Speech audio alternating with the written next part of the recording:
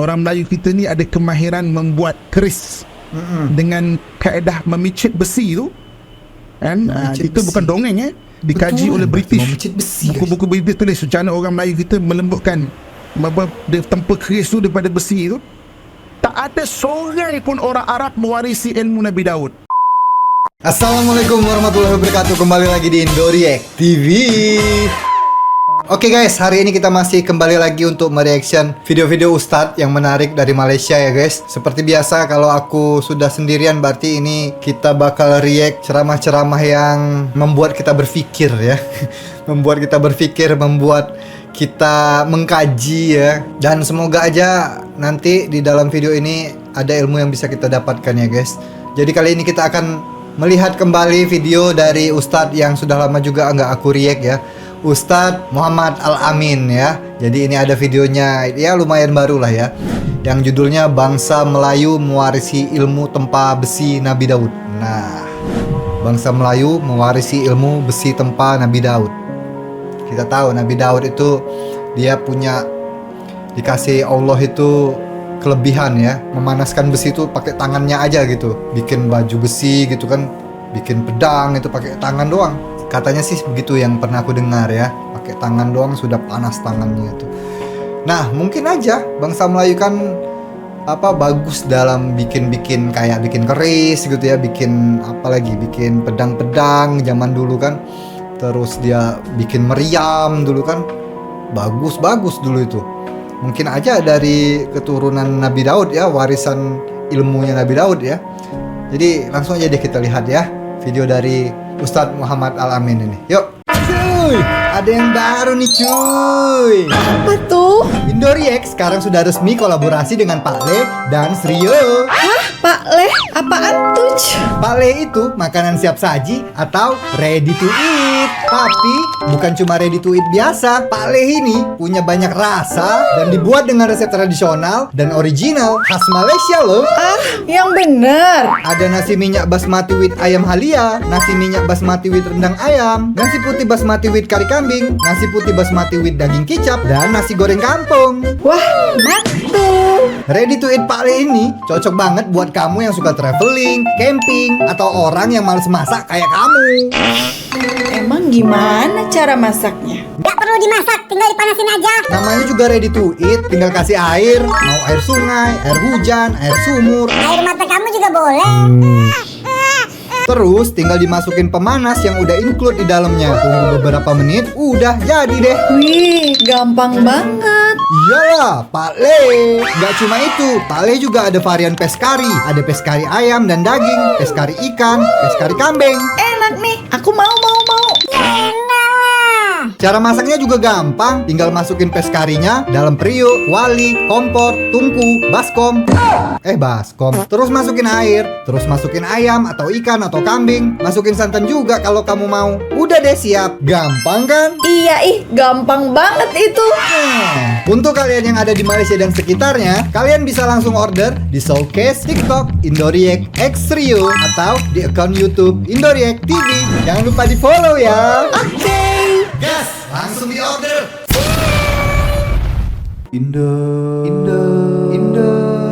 Indoriek. Orang Melayu kita ni ada kemahiran membuat keris dengan kaedah memicit besi tu.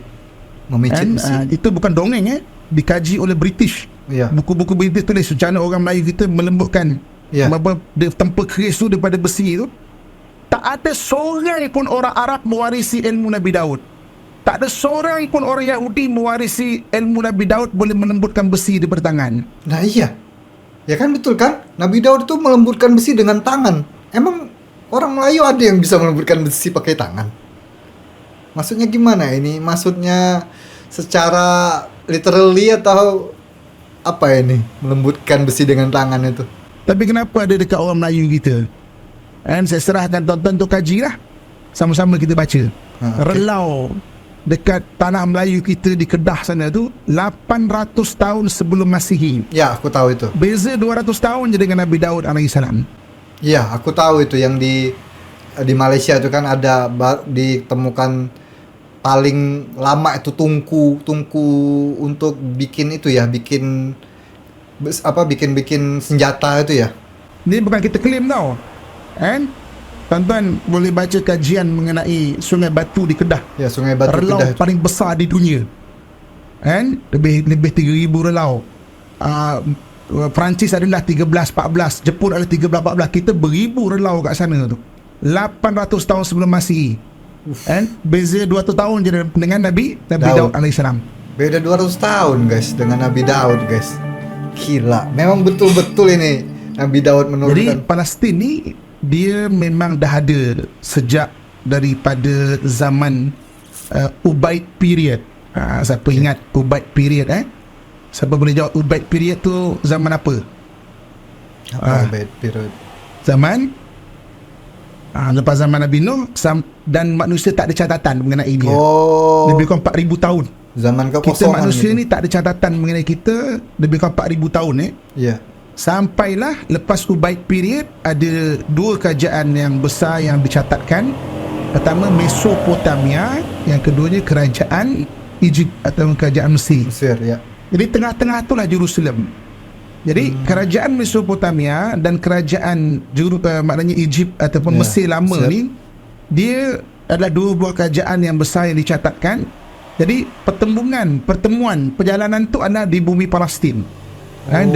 Di bumi barakah Palestin. Sebab itu kalau kita tengok peta Palestin, dia macam tiga kelopak bunga. Tiga kelopak bunga. Bayangkan Palestin tengah-tengah, sini benua Afrika, sini benua Asia, sini benua Eropah kalau melalui laut. Di mana dia tanah tengah-tengah betul. Datuk Salahuddin Al-Ayyubi mana sebut kalau siapa boleh menguasai Palestin, dia boleh menguasai dunia. Ini cerita sebelum wujudnya kapal terbang lah. Oh, itu Palestin ya, bukan. Aku pernah dengar itu juga, kayak kalimat itu juga. Siapa yang bisa menguasai Turki dulu tuh apa ya? Turki kan? Turki zaman dulu tuh apa namanya tuh ya? Persia apa ya? Ya Turki lah kalau nggak salah. Siapa yang bisa menguasai itu menguasai dunia katanya. Ada juga itu guys, aku pernah dengar juga. Nah ini juga baru dengar juga aku. Siapa yang menguasai Palestina bisa menguasai dunia. Sebab daripada Afrika nak pergi ke Asia, kena lalu Palestin. Ya. Asia nak pergi Eropah, lalu laut, kena lalu Palestin. Dia macam sebuah tanah yang ada tiga kelopak bunga tu. Jadi maknanya jadi Jerusalem ni memang telah wujud sebelum daripada zaman Bani Israel lagi lah. Ya. Jadi kita dah cerita pada minggu yang lepas ataupun kelas yang lepas macam mana Nabi Ibrahim AS. Nabi Ibrahim dia daripada Mesopotamia, kerajaan Ur.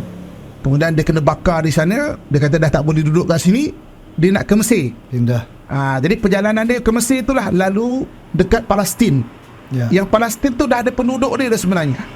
Sebelum zaman Nabi Ibrahim dah ada penduduk dia. Yerusalem kan? Dia kahwin dengan Siti Sarah yang berada dekat Palestin.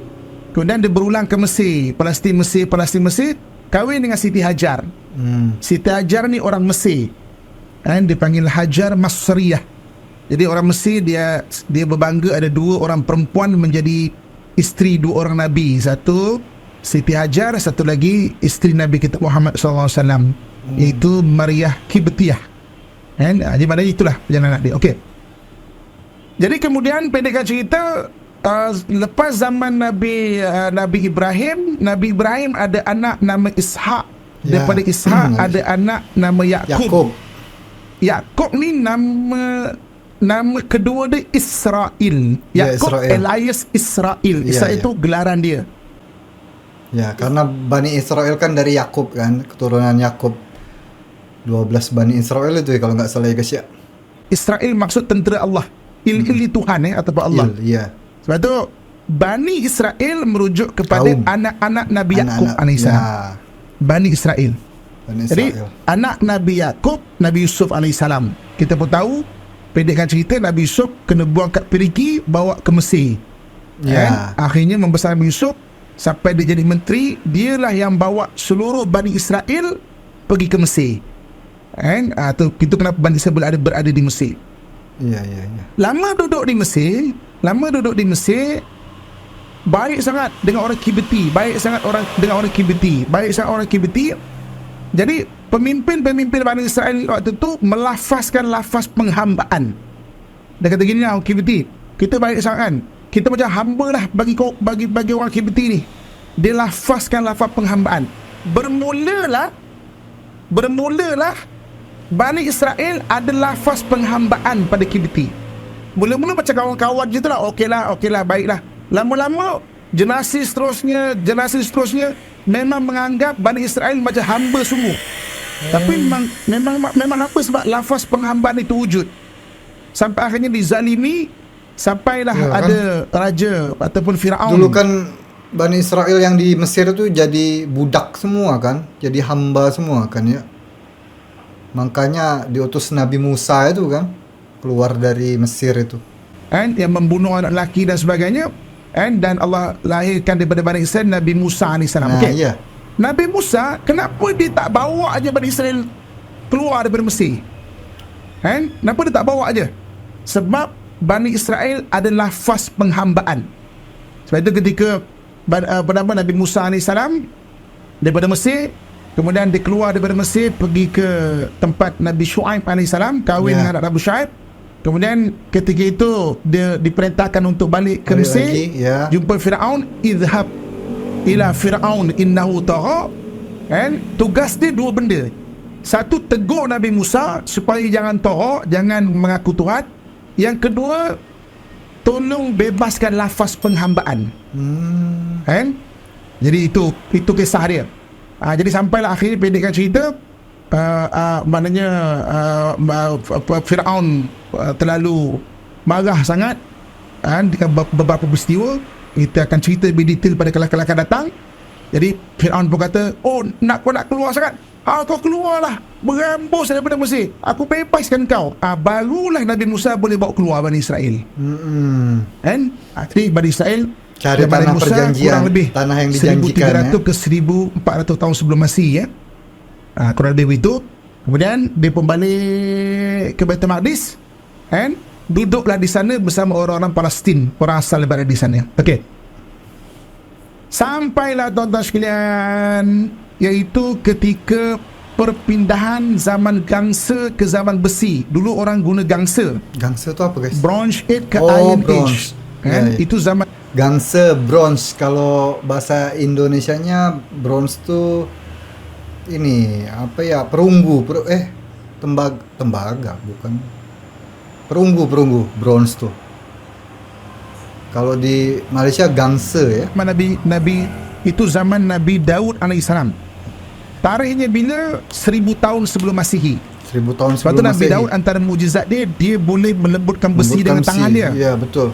Tuan-tuan sekalian, besi ni dia boleh lembut darjah Celsius dia lebih kurang dalam, maknanya 1500 darjah Celsius. Melting panas point banget dia kan, berarti dalam 3000 macam tu lah. Jadi cuba bayangkan ketika Nabi Daud AS memegang besi langsung, dan ketika mukjizat itu dibuat, berapa panas tangan dia tu. Iya, panas banget berarti. Dia boleh melenturkan besi tu. 1000 tahun sebelum Masihi. Gila itu ya. Saya nak selit sikit iklan. Apa nama relau dekat tanah Melayu kita di Kedah sana tu 800 tahun sebelum Masihi. Beza 200 tahun je dengan Nabi Daud alaihissalam. Ni bukan kita claim tau. Tapi kalau Nabi Daud tu literally guys, pakai tangan dia melembutkan melembutkan besi gitu ya. Nggak tahu kalau bangsa Melayu kan ditemukan di Kedah 800 tahun sebelum Masehi kan. Nabi Daud 1000 tahun, beda 200 tahun aja kan di Kedah. Apakah memang orang-orang Melayu zaman dulu juga punya mukjizat yang seperti itu? Apa ya namanya, kita panggil ya mukjizat lah itu ya, kalau bisa melembutkan besi pakai tangan gitu guys. Tapi aku rasa kalau bangsa Melayu bukan pakai tangan, dia memang menempa kan, memang menghangatkan pakai tungku-tungku itu ya, mungkin ya, nggak tahu, coba kita dengar lagi Ustadz. Tuan-tuan boleh baca kajian mengenai Sungai Batu di Kedah. Relau paling besar di dunia. Ya. Tahu aku itu guys. Lebih 3000 relau. Betul. Perancis adalah 13-14, Jepun adalah 13-14. Kita beribu relau kat sana tu. 800 tahun sebelum Masihi. 800 tahun Kan? sebelum Masehi. Beza 200 tahun je dengan Nabi Daud alaihissalam. Iya. Lepas tu bila orang Melayu kita ni ada kemahiran membuat keris dengan kaedah memicit besi tu, kan? Memicit Itu besi. bukan dongeng dikaji Betul, oleh berarti British. memicit besi, Buku-buku British tulis macam mana orang Melayu kita melembutkan dia tempa keris tu daripada besi tu. Tak ada seorang pun orang Arab mewarisi ilmu Nabi Daud. Tak ada seorang pun orang Yahudi mewarisi ilmu Nabi Daud. Tapi besi apa itu namanya? Damaskus. Besi Damaskus itu daerah Persia kan? Masuk Arab nggak itu? Nggak ngerti. Gimana guys? Masuk Arab nggak itu guys? Kan Ustadz tadi menjelaskan nggak ada satupun orang Arab yang mewarisi ilmu Nabi Daud kan? Nah kalau orang-orang yang menempa-nempa besi Persia itu, besi Damaskus itu gimana guys? Menurut kalian guys? Orang Arab atau bukan guys? lembutkan besi di pertangan. Tapi kenapa ada dekat orang Melayu kita? Ya. Dan saya serahkan tuan-tuan untuk kaji lah. Sama-sama kita baca. Kita kaji, study atau iklan sikit. Nabi Daud AS. Okey. Nabi Daud AS kemudian pendekkan cerita jadi raja. Ya. Jadi dialah menjadi raja Bani Israel. Bermulalah Bani Israel menjadi raja. Jadi maknanya Bani Israel menjadi raja bermula daripada zaman Nabi Daud AS. Jadi Nabi Daud AS kemudian berarti mulainya dari Nabi Daud ya, kaum Bani Israel itu jadi raja kan, bawah-bawahnya banyak lagi kan. Habis Nabi Daud anaknya kan dapat anak, nama anak tu Sulaiman, yang kemudian menjadi Nabi, iaitu Nabi Sulaiman AS. Ya. Nabi Sulaiman ni dia bukan saja boleh memerintah manusia, jin, setan-setan bertunduk dekat dia. Ya. Binatang-binatang ni dia boleh memahami bahasa-bahasa binatang ni. Ya. Sampai dalam surah An-Namli, surah Semut, ketika Nabi Sulaiman Berjalan. dia berjalan dekat lembah, satu lembah tu, Ada semut, dilihat Raja Semut dia kata, Awas, wahai katanya. pengikut-pengikut sekalian, masuk kamu ke dalam lubang yang paling dalam. Ya, Kalau kami tidak melewat. mati kita kena pijak dengan tentera-tentera Sulaiman. Iya, betul. Nabi Sulaiman dia dengar, dia kata, "Ops, kita jangan lalu sini, kita lalu tempat lain pula." Dia boleh mendengar. Itu surah An-Namli. Nanti tadarus baca surah An-Namli, kita jumpa kisah tu. Iya. Selepas Nabi Sulaiman wafat, maka kerajaan yang dipimpin oleh Bani Israel, bukan kerajaan Bani Israel tau, yang dipimpin oleh Bani Israel yang berada di Jerusalem terpecah dua. Satu kerajaan Judah, satu kerajaan Israel. Kerajaan Judah bahagian atas. Kalau sekarang ni nama tempat dia maknanya Nazareth atau bahagian kerajaan Judah. Kerajaan Israel yang berada dekat Jerusalem sekarang, dia bukan kerajaan orang Israel. Dia diamanahkan menjadi raja. Ada dah penduduk asal kat situ. Kan? Jadi selepas Nabi Sulaiman wafat, dua kerajaan dia pecah dua. Satu kerajaan Judah, satu kerajaan Israel. Okey? Iya. Kerajaan Judah 700 tahun sebelum Masihi dikalahkan oleh orang-orang daripada Mesopotamia. Kemudian kerajaan Israel dikalahkan oleh orang daripada Mesopotamia juga, daripada Babylon. Dari Babylon Pada ya, tahun Babilonia. 586 sebelum Masihi. 586 sebelum Masihi. Satu orang raja daripada Mesopotamia, atau kalau sekarang Iraq lah, Irak, ya. namanya Nabucodonosor. Tuan-tuan salin dah janji bunyi je. Tulisan ni adalah kaedah merakam suara sebelum wujudnya video-video ni kan. Jadi tuan-tuan tulis janji bunyi, betul lah tu. Cuma ada tulisan rasmi, macam ini sebenarnya eja dia. Tapi tak semestinya macam tu, janji bunyi je, sebab tulisan ni kaedah merakam suara.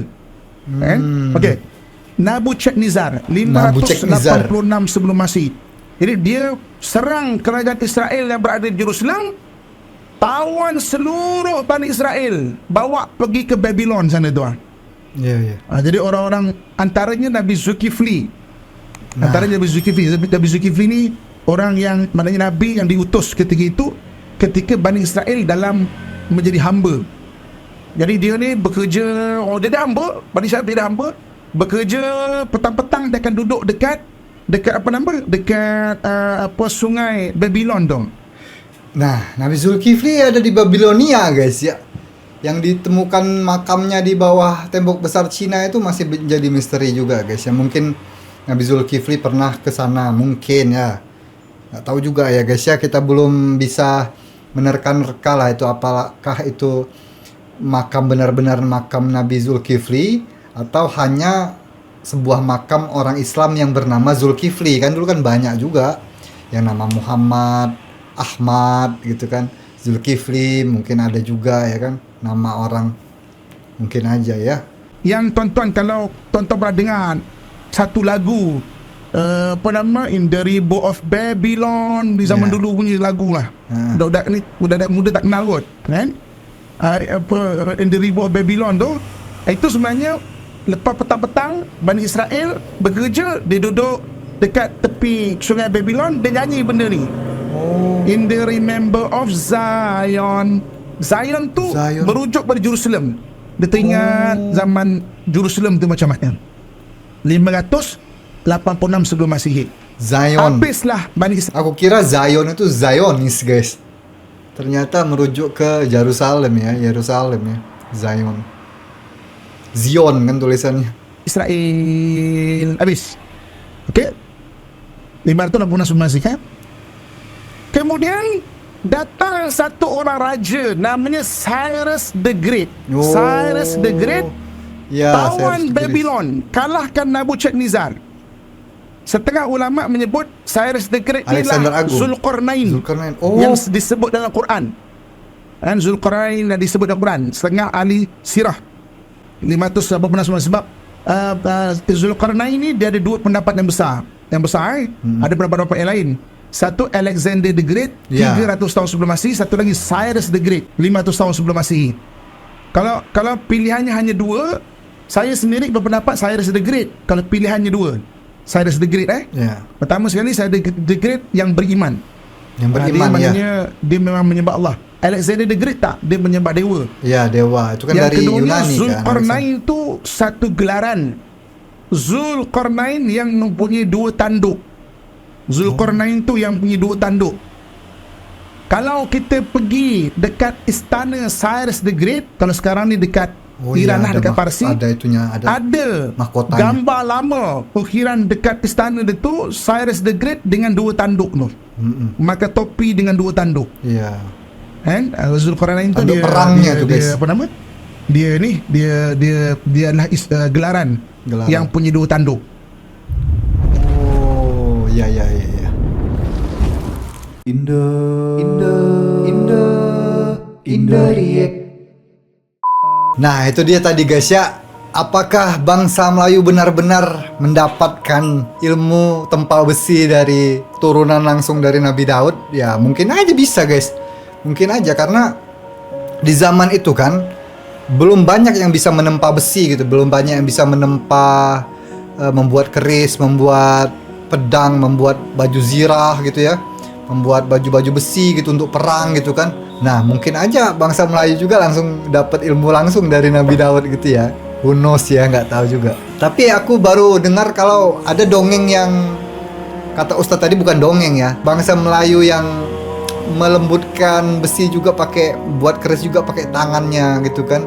Kata Ustadz tadi bukan dongeng guys. Kalau bukan dongeng berarti hebat betul ya, mirip-mirip Nabi Daud juga ilmunya. Gimana guys menurut kalian guys? Ya, nanti kita lihat lagi ceramah-ceramah Ustadz dari Malaysia yang lainnya yang menarik, yang membuat kita berpikir ya. Dan kalau kalian mau komen ya silakan komentar di bawah. Kalau kalian punya pikiran sendiri silahkan komentar di bawah, bebas ya guys ya. Jangan lupa juga untuk teman-teman yang belum subscribe, silahkan subscribe channel ini. Jangan lupa juga di like, di share, dibagikan ke teman-teman kalian. Mohon maaf jikalau aku ada salah-salah kata dan perbuatan, mungkin ilmuku belum setinggi kalian ya. Jadi mohon maaf jikalau ada salah-salah kata. Dan itu aja untuk video kali ini, cukup sampai di sini aja. Sampai ketemu lagi di video selanjutnya. Akhir kata, assalamualaikum warahmatullahi wabarakatuh. Bye bye.